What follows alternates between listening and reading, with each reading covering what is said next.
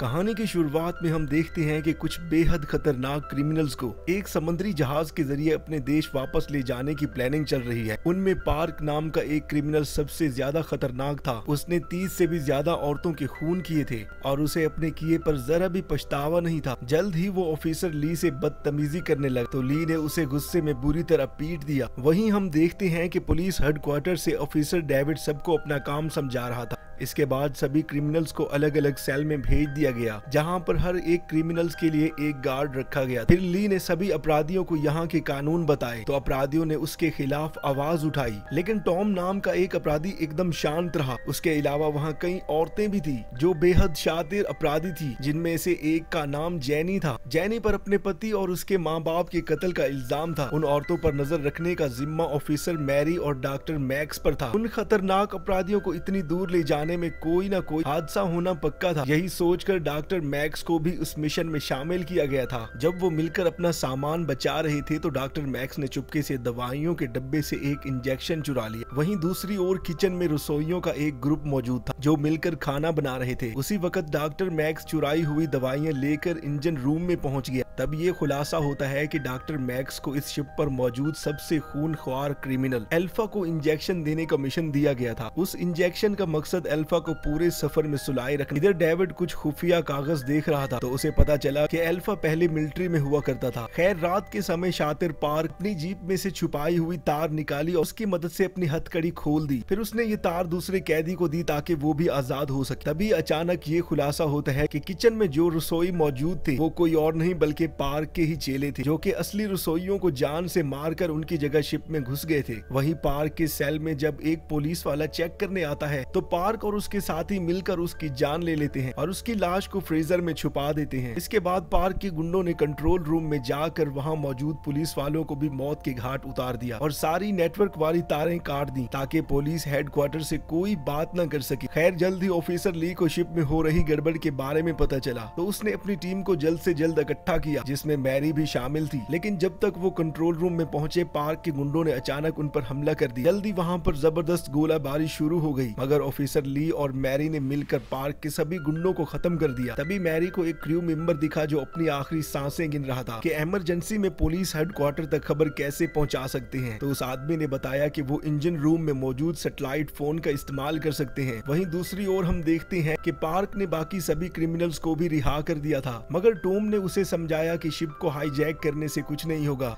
बल्कि उसकी गलती की वजह से सारे मुसीबत में पड़ जाएंगे। मगर पार्क ने उसकी एक ना सुनी और सभी पुलिस वालों को मारकर शिप पर कब्जा करने का फैसला किया। पार्क जब इंजन रूम तक पहुंचा तो उसने जियान नाम के क्रिमिनल को पुलिस वालों की लाशें फ्रीजर में डालते हुए देखा, मगर वो ये नहीं जानते थे कि इंजन रूम की पाइप्स में लीकेज है, जहां से होते हुए खून की बूंदें सीधा अल्फा के चेहरे पर गिरने लगी। अचानक उसकी आंख खुल गई और वो आजाद होने की कोशिश करने लगा। इधर पुलिस ली और उसकी टीम क्रिमिनल को पकड़ने के लिए उनके सेल्स तक पहुंची तो उनके होश ही उड़ गए, क्योंकि उनके कई ऑफिसर मारे जा चुके थे और सभी क्रिमिनल्स भाग गए थे। अब ली समझ गया था कि पार्क और उसके गुंडे इंजन रूम की स्लाइड फोन को तोड़ने की कोशिश करेंगे, इसलिए वो अपनी टीम के साथ तुरंत इंजन रूम की तरफ बढ़ा। वहीं आगे पार्क इंजन रूम में जाकर स्लाइड फोन तोड़ने में जुटा हुआ था। फिर उसने एक एक करके वहां के सभी क्रू मेंबर्स की जान लेना शुरू कर दी। जब तक वो आखिरी क्रू मेंबर्स को मारने वाला ही था तो ऑफिसर ली और उसकी टीम वहां पर पहुंच गए और इसके बाद वहां पर भयानक लड़ाई शुरू हो गई। वहीं दूसरी ओर सबसे खूनख्वार क्रिमिनल अब अल्फा भी आजाद हो चुका था और वो भी इंजन रूम तक आ चुका था। अल्फा अंधा था मगर चीजों की गर्मी से उन्हें महसूस कर सकता था और साथ ही उसके सूंघने की शक्ति सबसे ज्यादा तेज थी और वो आम इंसानों के मुकाबले में कहीं ज्यादा ताकतवर और तेज था। जैसे ही पार्क ने अल्फा को देखा तो उससे बचकर भागने की कोशिश की, लेकिन अल्फा ने तुरंत ही उसे पकड़ लिया और फिर उसकी आंखों के सामने ही उसके गुंडों को मौत के घाट उतार दिया और वो पार्क की तरफ मुड़ा और एक झटके में ही उसका काम तमाम कर दिया। ये सब देखते ही बचे हुए लोग तुरंत वहां से भाग निकले। वो इस तरह तो नहीं भाग पाते, इसीलिए टॉम अल्फा का ध्यान भटकाने में लग गया ताकि बाकी सभी लोग भाग सके। आखिरकार वो एक छोटे से दरवाजे से भाग निकले और उन्होंने अल्फा के आने से पहले वो दरवाजा बंद कर दिया। वहीं पुलिस हेडक्वार्टर्स में ऑफिसर डेविड स्लाइड की तस्वीरों के जरिए पता लगाने की कोशिश कर रहा था कि आखिर वहाँ क्या हो रहा है। जब उसे पता चला कि सभी क्रिमिनल फरार हो गए हैं तो उसके पांव तले से जमीन खिसक गई थी। तभी उसे डायरेक्टर नाम के एक आदमी का कॉल आया जिसने उसे शिप पर हुई घटना के बारे में सब कुछ बता दिया। तभी हम देखते हैं कि उस अनजान आदमी के सीने पर एक अजीबो गरीब सा नंबर था और ऐसा ही एक नंबर अल्फा के शरीर पर भी था। फिर ली ने मैरी और बाकी साथियों को किसी सुरक्षित जगह पर छुपने के लिए कहा और खुद बचे हुए लोगों को ढूंढने के लिए निकल पड़ा। इसके बाद हम देखते हैं कि क्रिमिनल जियान घूमते घूमते जैनी के कमरे में घुस गया। उसने वहां मौजूद गार्ड को मारकर जैनी और बाकी क्रिमिनल्स को आजाद कर दिया, मगर कुछ ही पलों में वहां पर अल्फा आ गया और उन पर जानलेवा हमला कर दिया। और जैसे जैसे वो अपनी जान बचाकर लिफ्ट में घुस गए, तब अल्फा भी उनके पीछे दौड़ा और लिफ्ट के ऊपर चढ़ गया। उधर ऑफिसर ली ने जब ये देखा तो वो कैदियों को अल्फा के आतंक से बचाने के लिए दौड़ा, लेकिन तभी अचानक लिफ्ट सीधा नीचे जा गिरी, जिसमें दबकर जियान की मौत हो गई। तब ऑफिसर ली को लगा शायद अल्फा भी मर गया होगा, लेकिन अल्फा किसी तरह बच निकला था। खैर, तब ऑफिसर ली ने जैनी को फ्रीजर में छुपा दिया और खुद अल्फा का सामना करने लगा। उसने जैसे तैसे अल्फा का हाथ तोड़ा, लेकिन फिर भी वो अल्फा की ताकत के सामने डट न सका और मारा गया। इसके बाद वो फ्रीजर में घुस गया तो जीनी घबरा कर नीचे लेट गई और मरने का नाटक करने लगी। खुशकिस्मती से फ्रीजर की ठंड की वजह से अल्फा को उसके जिंदा होने का पता नहीं चला और वो चुपचाप वहाँ से बाहर चला गया। वहीं दूसरी ओर टॉम और बाकी लोग उस कमरे में पहुंचे जहाँ अल्फा को कैद किया गया था। वहाँ उन्हें अल्फा के कुछ कागजात मिले तो उन्हें पता चला कि अल्फा की उम्र तो बहुत ही ज्यादा है, सही मायने में उसे जिंदा ही नहीं होना चाहिए था। फिर डॉक्टर मैक्स ने थोड़ी और छानबीन की तो उसे पता चला कि अल्फा के अंदर कई सुपर ह्यूमन पावर्स हैं और वो एक आम इंसान से कई ज्यादा ताकतवर और तेज है और वो कभी भी नहीं बूढ़ा होगा। इधर पुलिस हेडक्वार्टर से ऑफिसर डेविड एक स्पेशल टीम के साथ शिप की ओर रवाना हो गया। उस स्पेशल टीम के लोगों को एक खास किस्म का इंजेक्शन लिया था ताकि वो अल्फा की शक्तियों का मुकाबला कर सके। फिर शिप पर पहुंचकर उनकी मुलाकात जैनी से हुई। जैनी ने उनसे मदद मांगी, मगर डेविड का मकसद सिर्फ अल्फा को मारना था, इसलिए उसने देखते ही जैनी को गोली मार दी। इसके बाद उसने टॉम के साथियों को भी मार डाला और फिर उसका सामना टॉम से हुआ। पता चला कि डेविड और टॉम एक दूसरे को जानते थे। टॉम की छाती पर भी बिल्कुल वैसा ही नंबर था जैसा अल्फा के शरीर पर था। फिर हमें पता चला कि कई साल पहले डेविड के ग्रुप ने बहुत से लोगों को अगवा करके उन पर जबरदस्ती एक्सपेरिमेंट किए थे, लेकिन उनके एक्सपेरिमेंट कामयाब नहीं रहे। लेकिन उनमें से सिर्फ एक इंसान जिंदा बचा था और वो कोई और नहीं बल्कि टॉम था। इसका मतलब ये था कि उसके ऊपर एक्सपेरिमेंट कामयाब रहा, लेकिन वो डेविड के चुंगल से बच निकला और एक नई जिंदगी की शुरुआत की। कुछ समय के बाद उसने शादी कर ली और उसका एक प्यारा सा बेटा हुआ, मगर जल्द ही डेविड को भनक लग गई कि टॉम जिंदा है और वो कई कुत्तों की तरह टॉम के पीछे पड़ गया। एक दिन वो टॉम के घर घुस आया और उसकी पत्नी और बेटे को जान से मार डाला। खैर, तब अचानक अल्फा भी वहाँ पर आ गया और उसने डेविड और टॉम पर हमला कर दिया। तब डेविड ने एक खास किस्म का इंजेक्शन लिया ताकि उसकी शक्तियाँ और बढ़ जाएं और वो अल्फा का मुकाबला कर सके। जल्द ही उसने अल्फा को हरा दिया और टॉम के सामने आ गया। डेविड ने टॉम को हंसते हुए याद दिलाया कि कैसे उसने टॉम के नन्हे बच्चे को मार दिया था। तब टॉम को गुस्सा आया और उसने डेविड पर हमला कर दिया और उसे समंदर में फेंक दिया और खुद ही उसके साथ समंदर में कूद गया। फिर अगले दिन हम डायरेक्टर नाम के एक आदमी को देखते हैं जो कि एक आइलैंड पर वही पुराने वाले डेविड के एक्सपेरिमेंट को चला रहा था। फिर वहाँ एक नन्हे बच्चे को दिखाया जाता है जो कोई और नहीं बल्कि टॉम ही का बेटा था। असल में डेविड ने टॉम के बेटे को नहीं मारा था क्योंकि उसके अंदर भी टॉम की तरह सुपर नेचुरल पावर थी।